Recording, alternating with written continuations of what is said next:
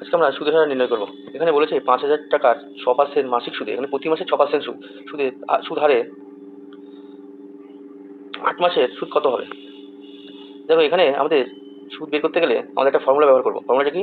I, এখানে interest সমান সমান পি, এটা হচ্ছে মূলধন, ইন্টু আর rate of interest 8% into time 8 মাস। এখানে যেহেতু মাসে সুদ বের করা আছে, প্রতি মাসের সুদ, তাহলে আমরা 8 মাসের সুদ বের করতে আমাদের সহজ হবে, বাই 100।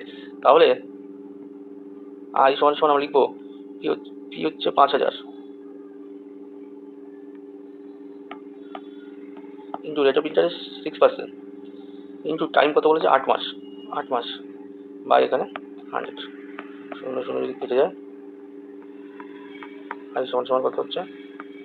50 into 6 into 8। ইন্টারেস্ট কত হচ্ছে তাহলে? এখানে এখানে হচ্ছে 5 6 30, 300 যদি 8 দিয়ে গুণ করি, 3 8 2400। আমাদের 5,000 টাকার মাসিক 6% সুদে 8 মাসের সুদ হবে 2400 টাকা।